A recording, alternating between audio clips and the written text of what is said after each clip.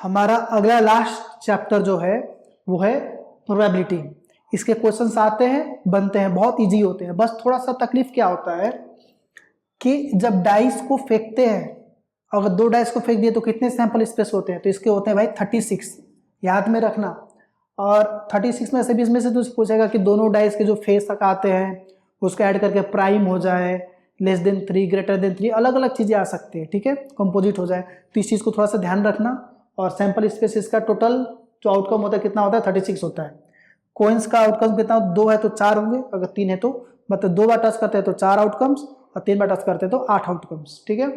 और कार्ड्स तुम्हारे 52 कार्ड्स हैं, वही ब्लैक 26 और रेड 26 क्या होते हैं? डायमंड, हार्ट, स्पेड और क्लब, ठीक है, वो देखना।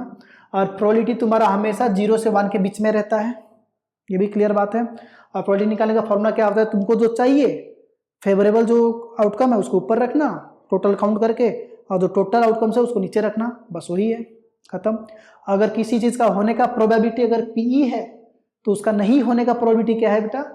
1 माइनस पी। इसको हम लोग ऐसे कंप्लीमेंट करके दिखाते हैं। होने का प्रोबेबिलिटी अगर पी है तो नहीं होने का प्रोबेबिलिटी क्या है? 1 में से इसको माइनस कर दो। किसी भी चीज़ का प्रोबेबिलिटी का वैल्यू हमेशा 0 से 1 के बीच में होता है, इसलिए 1 से माइनस किया मैंने। अगर तुमको लगता है कोई चीज़ हो ही नहीं सकता भाई, पॉसिबल ही नहीं है, तो उसका प्रोबेबिलिटी 0 कर देना। अगर तुमको लगता है कि यही तो होगा, 100% तुमको भरोसा है, तो उसका प्रोबेबिलिटी क्या हो जाएगा? 1। श्योर के लिए 1, इम्पॉसिबल के लिए 0।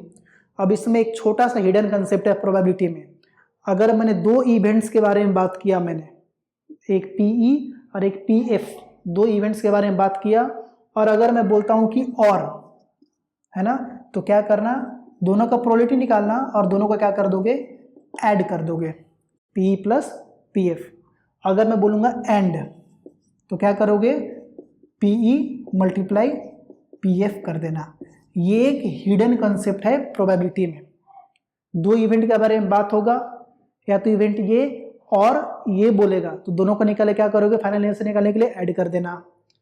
अगर प्रोबेबिलिटी ये एंड ये बोलेगा तो फिर क्या करोगे? दोनों को प्रोबेबिलिटी निकाल के मल्टीप्लाई करके आंसर निकाल देना फाइनल।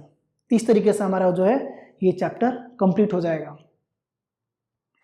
अब सुनो मेरी बात, मैंने अभी जितने भी चैप्टर्स कराए हैं इस लास्ट मोमेंट रिवीजन है। सारे चैप्टर्स मैंने 4 से 5 मिनट, कोई 2 मिनट, कोई 3 मिनट के अंदर खत्म किए हैं।